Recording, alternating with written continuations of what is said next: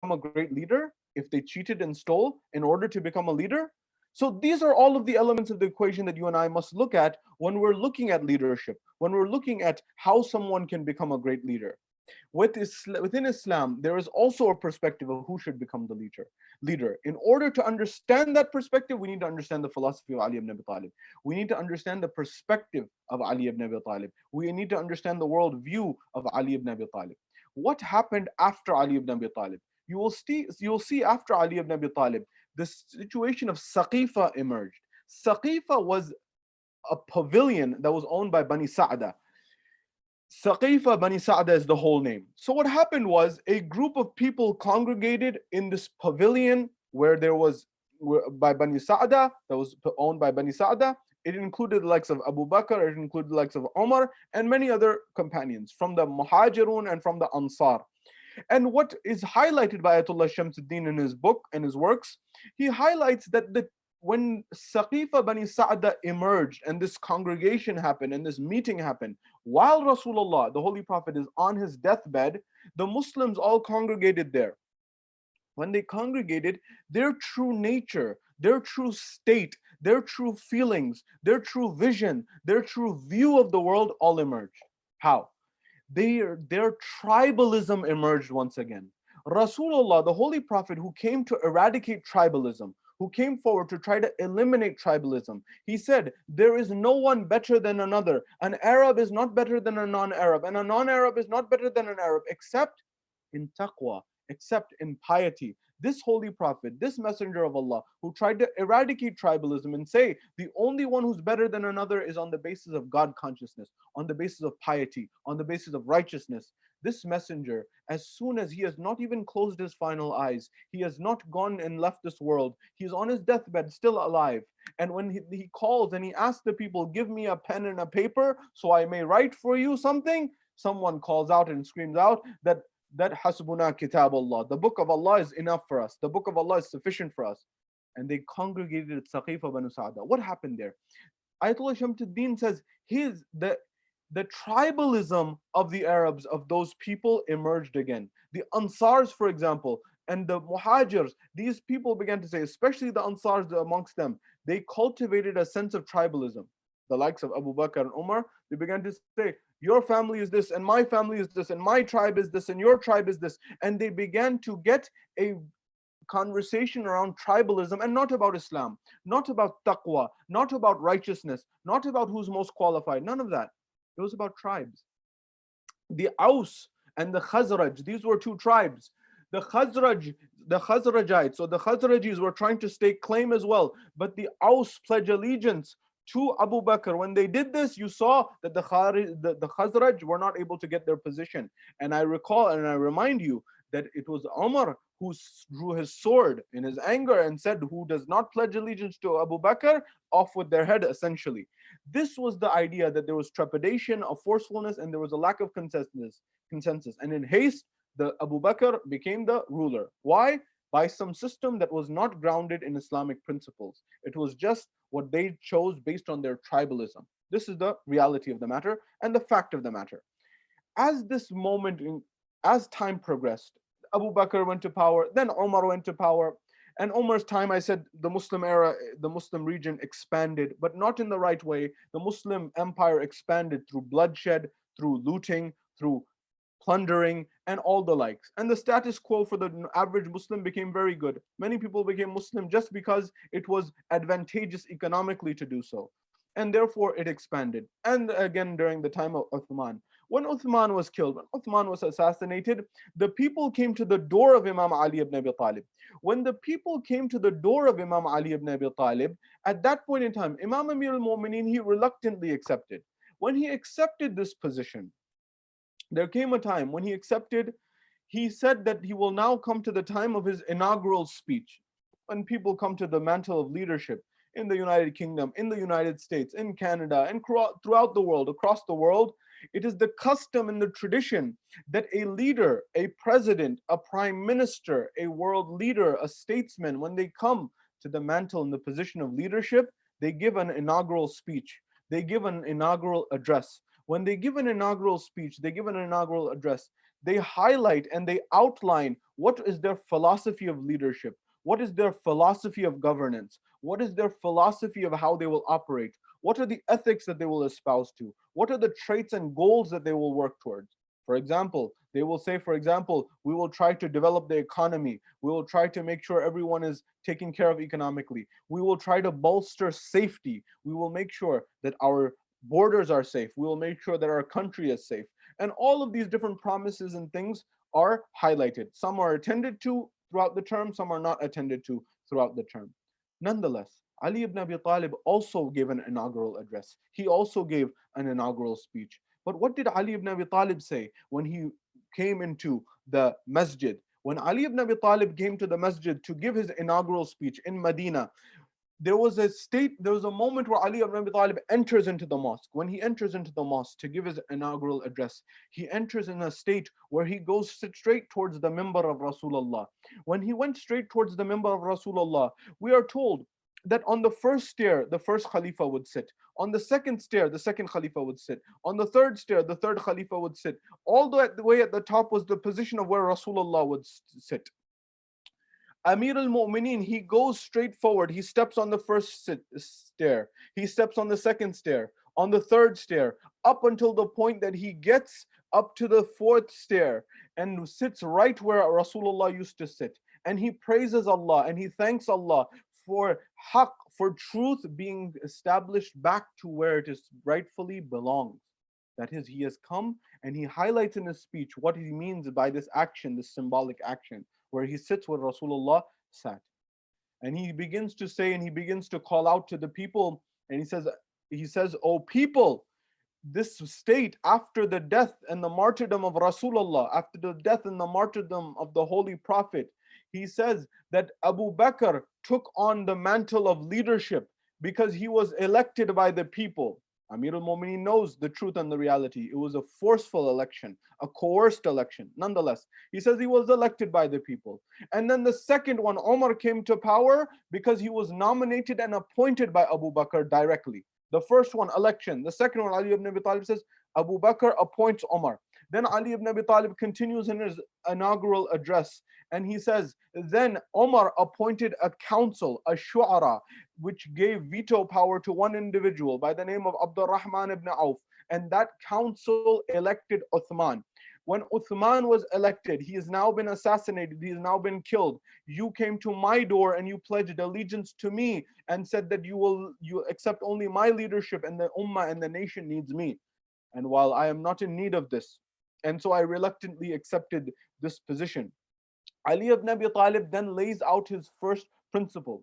He says that I am not above you, and he says that in the principle of you have the right, you have the permission to question me, that I am a human being like you. Ali ibn Abi Talib is laying a leadership principle, that the leader is not to be seen in terms of ethics, in terms of morality, in terms of spirituality, in terms of philosophy. He's not supposed to be seen over the people as a tyrant, as an oppressor. Rather, the people have a right to ask the leader, for example. They have a right to question the leader if need be. But Ali ibn Abi Talib says, continuing, that don't unnecessarily question, because know that any action that I take, any work that I do, know that there is a philosophy behind it. Know that I am following the sunnah and the seerah of the Holy Prophet when I undertake actions. Nonetheless, you have the ability to follow, you have the ability to ask.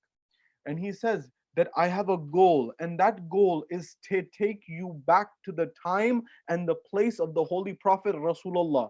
My goal is to take you back to the times of Rasul al-Azam, of the Holy Prophet, because it's been 25 years since Rasulullah has passed away at the time of the inaugural speech of Rasulullah. What does this statement of Amir al-Mu'mineen say? What does it tell you and I? It tells you and I that after Rasulullah's death, Islam had deviated away from the path of Rasulullah.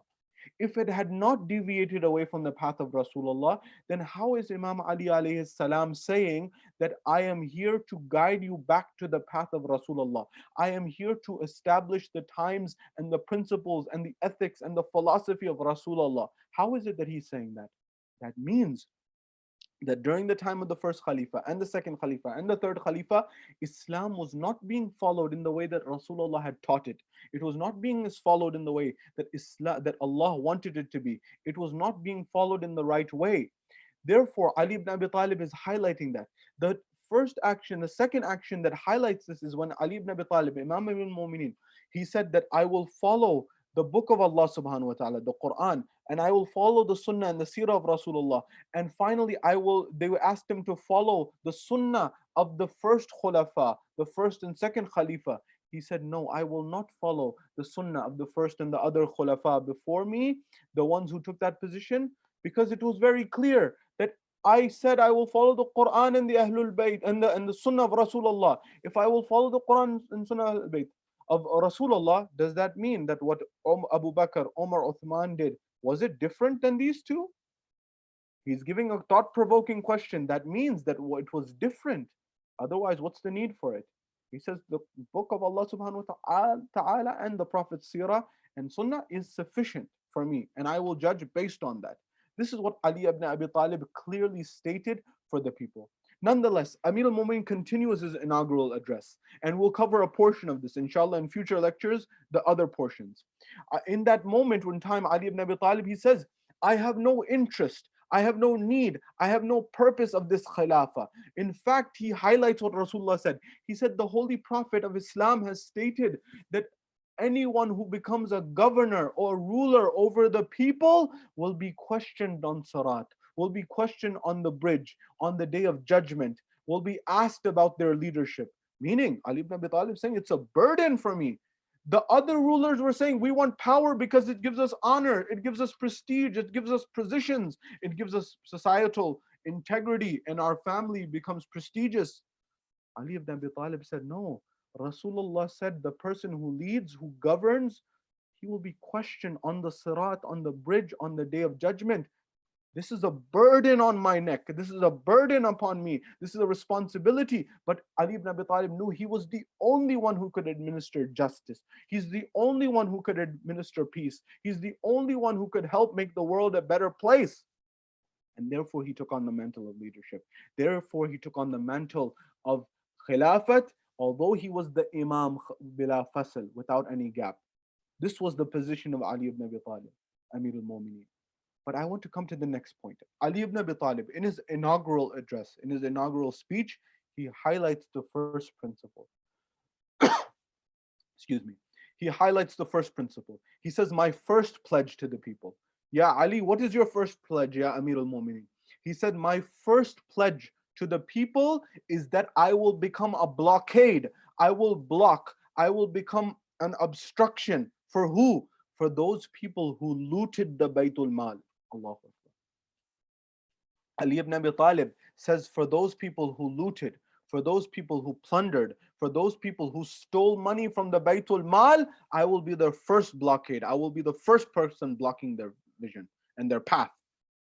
Those people, Ali ibn Abi Talib's words, not mine, those people who use the public treasury, who use the public positions, those advisors, those ministers, those close ones to the other khulafa, those people who use the public treasury and the public funds in order to build wealth, in order to build property, in order to build estates, in order to get women, in order to get wells and streams flowing of water. Those people who use the public treasury in order to build wealth, I will become a blockade in their way. And I will make sure that if they obtain these wealths by honest means, they will keep their wealth.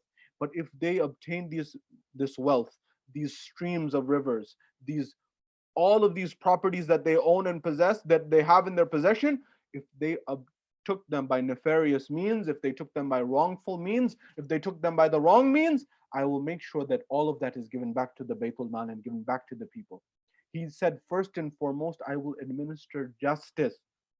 These people who Amir al-Mu'minin says, they built their wealth, they built their estates, they got women, they got horses, the cars of the time. They built all of these streams and rivers, and they focused on the luxuries of this world and neglected the hereafter. Ali ibn Abi Talib says, I will make sure that justice is administered, and the people whose right has been taken, from the public treasury, that right is returned back. And if they accept it, and if they got this with rightful means, and if they got this fairly, they can keep it, no problem. I say this because in Islam, there's a principle that Ali ibn Abi Talib is laying out here, that a leader should not use his office or her office in order to focus solely on themselves. A leader should not use their office in order to take over other people's rights at their own benefit and neglect the people. Rather, no, a leader should first focus on the people more than anything else, and finally themselves. The people, the leader's job is to administer justice. I say this because Ali ibn Abi Talib highlighted those people specifically who had large streams of water flowing. Why is this one significant? What was their philosophy? The philosophy of others, those people who are khulafa, those people who are advisors to khulafa, those people who are close confidants to the first three khulafa, who are becoming wealthier and wealthier and wealthier, they were just taking the public treasuries, people's money, and building for themselves. What did Ali ibn Abi Talib do? Now look at the worldview difference. This was one worldview. Take people's property and establish for yourself. What was the view of Ali ibn Abi Talib? For 25 years, Ali ibn Abi Talib, what was he doing when his right was taken by the first, second, and third? What was he doing? If you look at the history, you will find it clear. Ali ibn Abi Talib was working on research and he was writing a tafsir of the Quran al-Majid wal-Furqan al-Hamid, number one. Number two, we think he was just sitting at home. No, Ali ibn Abi Talib, Imam Amir al-Mu'mineen, he would go and establish land. He would develop land. He would develop property. He would develop wealth. This is how Ali ibn Abi Talib, he developed a tremendous amount of wealth. But what did he do with his wealth? That's the question I want to highlight. We're told there's a moment in time in Islamic philosophy, in Islamic economic development, if you want to build a land, if you want to own a land or possess a land, you have the right to take on any land that has not been claimed by anyone else, with the exception that you develop the land, you cultivate the land. So for example, the Muslims were in Medina. If someone goes outside of Medina, they are allowed to say that this land is mine. This 6x6 plot of land is mine. I will develop it. The responsibility of developing it, working on this land is my responsibility. In turn, this property becomes mine. The orchards on this become mine. The water on this become mine. All of this becomes mine. But why? For my sweat equity, the labor that I put in order to build this land. Ali ibn Abi Talib, we're told he took on some land outside of the city of Medina. When Imam Amir al-Mu'mineen took on this land outside the city of Medina, he would, for example, work very hard to cultivate land. We're told there's a moment in time where Imam Amir al-Mu'mineen, he walks towards the jungle, towards the forest outside of Medina, and he has a sack on his back. When he has a sack on his back, the people ask, Ya Ali, where are you going? What are you taking with you? What do you have with you? He said, date palms, inshallah. Of course, he did not have date palms at that point in time, but they were just the seeds that Ali ibn Abi Talib was going to plant in the land outside of Medina. This was the vision of Amir al-Mu'mineen. When Imam Amir al-Mu'mineen started to cultivate another piece of land outside of the city of Medina, he went towards this piece of land. When he went towards this piece of land, he took out his pickaxe and he took out his shovel and he began to dig. And he began to dig. He first found a place that he said, this is a suitable place in the center, in a reasonable location within this plot of land. And the goal was to be able to strike water. When his goal was to be able to strike water, at that point in time, he did the dua to Allah subhanahu wa ta'ala and had trust and tawakkul in Allah subhanahu wa ta'ala that my Lord will make my hard work fruitful. And he began to dig. He began to dig with a shovel in the middle of the ground. One day he's digging very much, to the point that nothing emerges. Ali ibn Abi Talib goes home for the day. The next day he comes back again, he begins to dig again. Look at the hard work of Imam Ali ibn Abi Talib. This person who is Mazharul Ajaib, who is Fatih Khaybar, who's the person who has all of the strength and all of the knowledge. Look at how he's working. There was no one more intelligent. There was no one more wise than Ali ibn Abi Talib. Look at how he's acting. But he's working hard in the fields. A principle of leadership. Ali ibn Abi Talib is working, he's digging. Day 2. Day 3, he comes again. He digs, nothing emerges. The next day, several days pass in this way. One day we're told Ali ibn Abi Talib comes to that plot of land that he's working on developing. And when he comes to this plot of land that he's working on developing, he begins to strike, and he begins to strike. He takes a pickaxe this time, a pointed structure, and he begins to strike the land, and he begins to strike the earth. Nothing is emerging. At that point in time, Ali ibn Abi Talib, his breath is becoming very strong. He's breathing very hard. He's sweating profusely, to the point that the narration says that the people in the surrounding city began to come out and they began to see what's going on. At that point in time, Imam Amir al-Mu'mineen, look at him. He's not embarrassed. He's not humiliated. Rather, he's saying that my dignity, my honor is in this hard work. Those people, look at the dichotomy. Look at the difference in viewpoint. Ali ibn Abi Talib's view is working hard and honest in front of people does not matter. That is true Islam. The other ones steal the property, loot the property of the public treasury behind the scenes, so that in public we look very nice and dignified because we have lots of wealth. Ali ibn Abi Talib is laying out his principle in his philosophy, his ethics, his way of seeing the world, in his actions, his ethical traits. When the people came out, Ali ibn Abi Talib stepped out. He removed the sweat from his eyebrow, the tradition says, and then he went back into the hole that he had dug. He went back in one more time. This time he took all of his strength and he struck the ground. When he struck the ground, at that moment, the ground could no longer take it. A spring of water emerged and began to spring forward from the earth. At that point in time, all of the people witnessing this, all of the people seeing this, all of the people looking at this scene and this scenario, they began to exclaim. There were mixed emotions. Some people were happy, some people were sad, some people were jealous, some people were mixed emotions. Some people said that Ali ibn Abi Talib has worked hard and he's a generous person and he's a kind person and he's a compassionate person. Therefore, Allah subhanahu wa ta'ala has rewarded Ali ibn Abi Talib for his kindness, his generosity, and his hard work. Surely he will do good work with this income.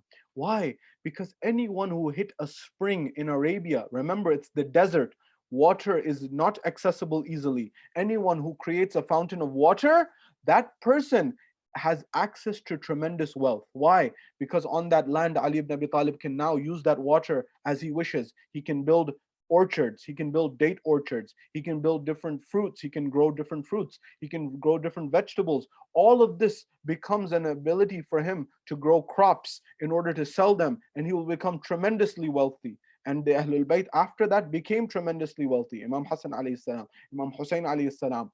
Imam Amir al-Mu'mineen dug this well. When he dug this well, the people came forward and said, one group said, Ali has done this, and Allah has gifted him for his generosity. The other group came forward and became very jealous. Another group came forward and said that Ali ibn Abi Talib, him and his descendants are rich forever. They never have to work again. They never have to worry again. It was as if someone had struck oil. That's how important, that's how valuable a wellspring was at that time. But look at Ali ibn Abi Talib. As soon as this well and water springs out from the ground, and Ali ibn Abi Talib, the one who worked so hard and did all the work to get this water spring, what happened? He said, "Oh people, bring me a paper and pen." He said, "Oh people, bring me a paper and pen." They brought him a paper and pen. When they brought him a paper and pen, Ali ibn Abi Talib, he says, "I am writing a trust to you." He said, "A trust." Look at the philanthropy of Ali ibn Abi Talib. Look at the selflessness of Ali ibn Abi Talib. He's done all of the work, and now he struck water, which was like striking oil or like striking gold. This entire property is now his. Look what he's doing. He says, "Bring me a paper and bring me a pen." He says, "I have endowed this to you. I am entrusting this to you. I am waqfing this to you, this water spring, that you may be able to benefit." For who? He puts conditions. He says, "I want you to use the wealth from this for the poor, the people and the destitute, the people who do not have anyone to look after them, the poor of society. Make sure you use the wealth from this water spring, that you develop the land. When you develop the land and this water allows you to build orchards, this wealth will be used for the poor and the destitute." Who else, Ya Amir al-Mu'mineen? The second condition Ali ibn Abi Talib puts, any traveler who comes to town, any traveler who comes here, I want the money from the spring that I dug as an endowment, as a trust, as a waqf. I want that to be used on the traveler. This was number two. Number three, Ali ibn Abi Talib says, I want the wealth from this well that I have dug as an endowment, as a trust, as a waqf. I want you to use this wealth to help the orphans get married. Allahu Akbar. The vision of Ali ibn Abi Talib. He's highlighting a principle, not a principle, many principles for you and I, so we can understand what we should be doing with our wealth, what we should be doing in terms of philanthropy, what we should be doing in terms of making the world a better place. Ali ibn Abi Talib says, first for the poor and the destitute, second for the traveler who is traveling here in this land, and then he says to make number three, to make sure that those people who are orphans, who don't have someone to take care of them, there you to make sure that they get married when it is the time for them to get married. Why can you and I not do this as well? He says, number four, to make sure that those people who need medical aid, who need medical assistance, who need income in terms of medicine, make sure that those people, if they don't have the money, use the money from this well, use the money from this endowment, use the money from this trust, so that you help them be able to have medicine when they need medicine. And finally, he says, number five, I entrust and I endow this so that you use the excess income from this well for the public good, for making the world a better place. And whoever needs it for the public good, use this wealth from this well that Ali ibn Abi Talib has dug to make the world a better place. And he says at the end, he says, I have done this for the rida, for the will of Allah subhanahu wa ta'ala, for the blessings of Allah subhanahu wa ta'ala, for the hereafter, and from salvation from the hellfire. Ali ibn Abi Talib is much exalted and above the hellfire, but he's laying a principle out for you and I.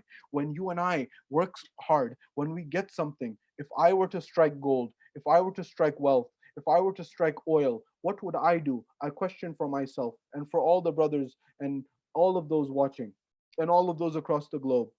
Would we follow in the way of Ali ibn Abi Talib, or would we follow in the ways of the others? Remember, Imam Amir al-Mu'mineen, in his inaugural speech, he's saying, I am here to be a blockade for those people who took the public treasury and built their own wealth. And he highlighted those people who built flowing streams of water for themselves. Ali ibn Abi Talib built flowing streams of water, and he did it on his own hard work. But for who? He did it for the people. He endowed it to the people. He waqfed it to the people. In Usul al-Kafi, our most authentic book of tradition, according to many scholars, in that Ali ibn Abi Talib used his wealth to free not one, not two, not 100. In Usul al-Kafi, we have a narration that Ali ibn Abi Talib used his wealth that he developed in that 25-year period to free over 1,000 slaves in the way of Allah. This is what Ali ibn Abi Talib did with his wealth. He was not focused on wearing the most luxurious things or things of this nature. Not necessarily. Not in his time and space. Yes, Imam Hassan alayhi salam used to wear good clothes and say, Inna Allah Jameel yuhibbul Jamal, that Allah is beautiful and He loves beauty. But Ali ibn Abi Talib is laying a principle and he's stating a fact. And the fact that he's stating is clear. And that is that a leader should first impose the regulation that he will put on others on himself first and foremost, of justice, equity, and egalitarianism. This is what Ali ibn Abi Talib espoused. This is the difference in the philosophy of the two worldviews. The worldview that emerged after the death of Rasulullah in the form of the first three Khulafa, in the form of the Umayyad rulers, in the form of the Abbasid rulers. This was a face of Islam that was not true Islam. This was a face of Islam that was an adulterated Islam, a face of Islam that was a vulgar Islam, Islam that was not the Islam of Rasulullah. This is why Rasulullah's deputy Ali ibn Abi Talib, in his inaugural speech, he states that I have come to return us back to the Islam of Rasulullah. That means that the Islam in the first three Khulafa's era had deviated away from true Islam. This is not to cause any friction between the Muslim world. Rather, it's to establish the truth and establish to understand the perspective of Ahl al-Tashayyu that was understood by some and unfortunately is not understood today. The scholarship understood in the past that there was a very good reason why Shias believe what they believe.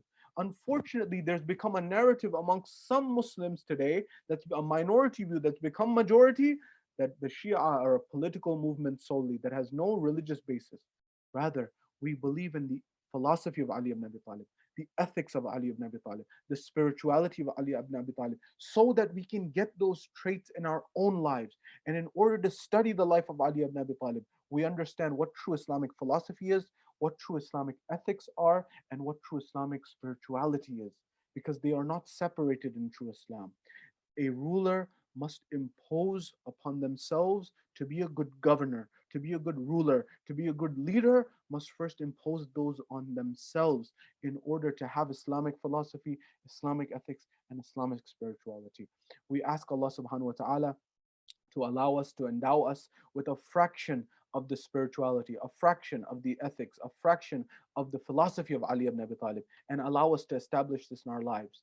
That we hope and we pray that Allah subhanahu wa ta'ala allows us to establish the justice of Ali ibn Abi Talib on earth, the one that the United Nations Arab Development Human Development Report of 2002 highlighted, that Ali was that person who focused on knowledge. Ali was that person who told his ambassador Malik, he said that focus on developing the land and not focus first primarily on taxation. Because if you don't develop the land, then how will you tax the people? This justice, this fairness, this concern for the common individual, this egalitarianism, this looking after those people whose rights are downtrodden, and not focusing solely on the elite as the Umayyads were doing, as the others. We ask Allah subhanahu wa ta'ala to allow us to understand the principle of Ali ibn Abi Talib, to understand the principles of Rasulullah, and allow us to implement it in our world, in our society. So our world, our globe is more just and equitable. And we ask Allah subhanahu wa ta'ala to hasten the reappearance of the Imam of our time, Rasul Zaman, so that our world